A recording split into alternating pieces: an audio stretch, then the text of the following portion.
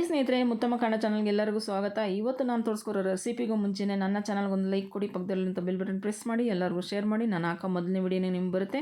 ಇವತ್ತು ನಾನು ತೋರಿಸ್ಕೊಡ್ತಾ ಇರೋದು ಹಾಗಲಕಾಯಿ ಸಾರು ಕಹಿ ಇಲ್ದಿರೋ ರೀತಿ ಯಾವ ರೀತಿ ಮನೇಲಿ ಮಾಡ್ಕೊಳೋದಂತ ತೋರಿಸ್ಕೊಡ್ತಾ ಇದ್ದೀನಿ. ನಾನಂತೂ ಬಿಳಿ ಹಾಗಲಕಾಯಿ ತೊಗೊಂಡಿದ್ದೀನಿ. ಇದನ್ನು ನಾನು ಎರಡು ಪೀಸ್ ಮಾಡ್ಕೊಂಡು ಅದರಲ್ಲಿರೋಂಥ ಬೀಜ ಎಲ್ಲ ತೆಗೆದು ಈ ರೀತಿ ಸಣ್ಣ ಸಣ್ಣದಾಗಿ ಕಟ್ ಮಾಡಿ ಇಟ್ಕೊಂಡಿದ್ದೀನಿ. ಉದ್ದುದ್ದ ಸಣ್ಣ ಸಣ್ಣದಾಗಿ ಕಟ್ ಮಾಡಿ ಇಟ್ಕೊಂಡಿದ್ದೀನಿ. ಈಗ ಅದನ್ನು ತೊಳ್ಕೊಂಡು ನಾನು ಗ್ಯಾಸ್ ಅಂಟಿಸ್ಕೊಂಡು ಬಾಣಲಿ ಇಟ್ಟು ಆ ಕಾಯಿ ಏನು ತೊಳೆದಿಟ್ಟಿದ್ನೋ ಆ ಕಾಯಿನ ಅದಕ್ಕೆ ಸೇರಿಸ್ಕೊತಾ ಇದ್ದೀನಿ. ಇದಕ್ಕೆ ಸೇರಿಸ್ಕೊಂಡು ಈಗ ಅದಕ್ಕೆ ಒಂದು 2 ಸ್ಪೂನಷ್ಟು ಸಾರಿನ ಎಣ್ಣೆ ಹಾಕ್ಕೋತಾ ಇದ್ದೀನಿ. 2 ಸ್ಪೂನಷ್ಟು ಸಾರಿನ ಎಣ್ಣೆ ಹಾಕ್ಕೊಂಡು ಅದಕ್ಕೆ ಒಂದು 1/4 ಸ್ಪೂನಷ್ಟು ಅರಿಶಿನನೂ ಸೇರಿಸ್ಕೊತಾ ಇದ್ದೀನಿ. ಅದಕ್ಕೆ ಒಂದು ಚೂರು ಕಾಯಿಗೆ ತಕ್ಕಷ್ಟು ಪುಡಿ ಉಪ್ಪನ್ನು ಸೇರಿಸ್ಕೊಂಡು ಈ ರೀತಿ ನೀವು ಎಣ್ಣೆಲೇ ಹುರ್ಕೋಬೇಕು. ಎಣ್ಣೆ, ಅರಿಶಿನ, ಉಪ್ಪು ಇಷ್ಟನ್ನು ಹಾಕ್ಬಿಟ್ಟು ಇದು ಕಾಯಿನ ಸಣ್ಣ ಉರಿಯಲ್ಲಿ ಕಾಯಿ ಚೆಂದಾಗಿ ಅದರಲ್ಲೇ ಬೆಂದ್ಕೋಬೇಕು.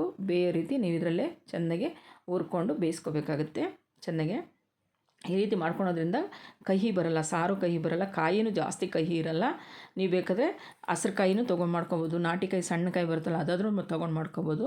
ಈ ರೀತಿ ನೋಡಿ ಬೆಂದಿದೆಯಲ್ಲ ಅಂತ ನೋಡ್ತಾ ಇದ್ದೀನಿ. ಚೆನ್ನಾಗಿ ಬೆಂದಿದೆ, ಅರಿಶಿನ, ಉಪ್ಪು, ಎಣ್ಣೆ ಎಲ್ಲ ಚೆನ್ನಾಗಿ ಇಟ್ಕೊಂಡಿದೆ.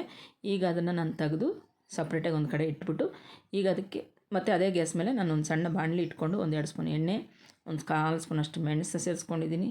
ಮತ್ತು ಅದಕ್ಕೆ ಮೆಂತ್ಯ ಒಂದು 1/4 ಸ್ಪೂನು, ಅರ್ಧ ಸ್ಪೂನಷ್ಟು ಜೀರಿಗೆ ಸೇರಿಸ್ಕೊತಾ ಇದ್ದೀನಿ.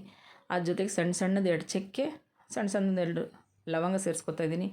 ಮತ್ತು ಸಾಸಿವೆ ಬಂದು ಒಂದು ಅರ್ಧ ಸ್ಪೂನು ಇಷ್ಟನ್ನು ಸೇರಿಸ್ಕೊಂಡು ಅದನ್ನು ನಾನು ಸಣ್ಣ ಉರಿಯಲ್ಲೇ ಕಲರ್ ಚೇಂಜ್ ಆಗಿ ಸ್ವಲ್ಪ ರೋಸ್ಟ್ ಆಗೋವರೆಗೂ ಹುರ್ಕೋತಾ ಇದ್ದೀನಿ. ನೋಡಿ ಈ ರೀತಿ ರೋಸ್ಟ್ ಆಗೋವರೆಗೂ ಎಣ್ಣೆಲ್ಲ ಹುರ್ಕೊಂಡು ಅದೇ ಎಣ್ಣೆಗೆ ನಾನು ಒಂದು ಈರುಳ್ಳಿ ಸೇರಿಸ್ಕೊತಾ ಇದ್ದೀನಿ.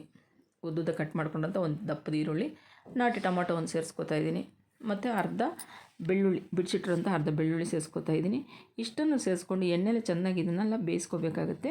ಇದು ಸ್ವಲ್ಪ ಚೆನ್ನಾಗಿ ಬೆಂದ ಮೇಲೆ ಗ್ಯಾಸ್ ಆಫ್ ಮಾಡಬೇಕು. ನೋಡಿ ಈಗ ಬೆಂದಿದೆ, ಸ್ವಲ್ಪ ಮುಕ್ಕಾಲು ಭಾಗ ಬೆಂದ್ಕೊಂಡಿದೆ. ಈಗ ಅದನ್ನು ಆಫ್ ಮಾಡಿಬಿಟ್ಟು ಅದಕ್ಕೆ ಒಂದು 2ರಿಂದ 3 ಇಂಚಷ್ಟು ಹಸಿ ಕೊಬ್ಬರಿ ಸೇರಿಸ್ಕೊತಾ ಇದ್ದೀನಿ. ಅರ್ಧ ನಿಂಬೆಹಣ್ಣು ಗಾತ್ರ ಹುಣಸೆಹಣ್ಣು ಸೇರಿಸ್ಕೊತಾ ಇದ್ದೀನಿ. ಅದ್ರ ಜೊತೆಗೆ ಅರ್ಧ ಇಂಚ್ ಶುಂಠಿ ಸೇರಿಸ್ಕೊತಾ ಇದ್ದೀನಿ. ಮತ್ತು ಸಾಂಬಾರು ಪುಡಿ ಒಂದು ಅರ್ಧ ಸ್ಪೂನು, ಹುಳಿ ಪುಡಿ ಸಾಂಬಾರು ಪುಡಿ ಅರ್ಧ ಸ್ಪೂನು, ಖಾರದ ಪುಡಿ ಒಂದು ಅರ್ಧ ಸ್ಪೂನ್ ಹಾಕ್ಕೋತಾ ಇದ್ದೀನಿ. 1 ಸ್ಪೂನಷ್ಟು ಧನಿಯಾ ಪುಡಿಯನ್ನು ಸೇರಿಸ್ಕೊತಾ ಇದ್ದೀನಿ. ಅದಕ್ಕೆ ಕೊತ್ತಂಬರಿ ಸೊಪ್ಪನ್ನು ತೊಳೆದಿಟ್ಟಿರೋಂಥ ಕೊತ್ತಂಬರಿ ಸೊಪ್ಪನ್ನು ಸೇರಿಸ್ಕೊತಾ ಇದ್ದೀನಿ.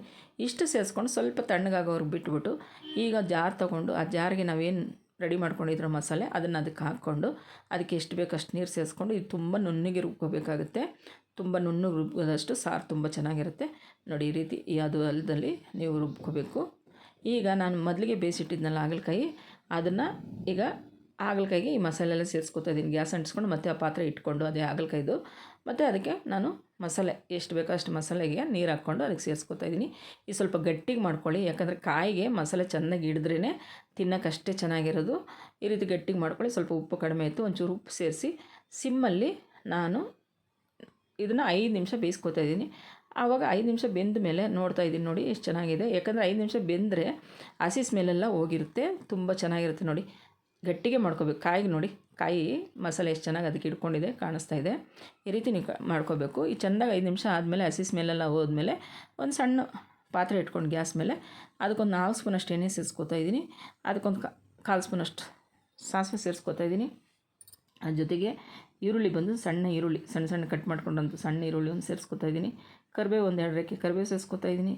ಜಜ್ಜಿಟ್ಕೊಂಡ್ರಂಥ 7-8 ಹಸಿರು ಬೆಳ್ಳುಳ್ಳಿನ ಸೇರಿಸ್ಕೊತಾ ಇದ್ದೀನಿ. ಇಷ್ಟು ಸೇರಿಸ್ಕೊಂಡು ಇದನ್ನು ಸ್ವಲ್ಪ ನಾವು ಸಣ್ಣ ಉರಿಯಲ್ಲೇ ರೋಸ್ಟ್ ಮಾಡ್ಕೋಬೇಕು. ನೋಡಿ ರೋಸ್ಟ್ ಆಗಿದೆ. ಈಗ ನಾನು ಸೌಟಿಂದ ತೆಗೆದು ಅದಕ್ಕೆ ನಾನು ಹಾಗಲಕಾಯಿ ಸಾರನ್ನು ಸೇರಿಸ್ಕೊತಾ ಇದ್ದೀನಿ. ಈ ರೀತಿ ನೀವು ಮನೇಲಿ ಮಾಡ್ಕೊಳ್ಳಿ, ತುಂಬ ಚೆನ್ನಾಗಿರುತ್ತೆ.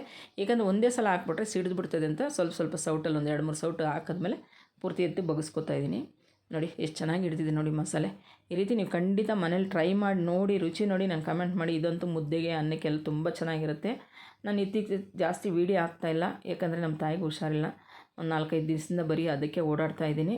ಇನ್ನೂ ಡಾಕ್ಟ್ರಿಗೆ ಹೋಗ್ಬೇಕು, ಇನ್ನು 5 ದಿನ ಬಿಟ್ಟು ಮತ್ತೆ ಕರ್ಕೊಂಡು ಹೋಗಬೇಕು. ಈ ರೀತಿ ನೀವು ಮನೇಲಿ ಮಾಡಿ ನೋಡಿ, ರುಚಿ ನೋಡಿ ಕಮೆಂಟ್ ಮಾಡಿ. Thank you friend.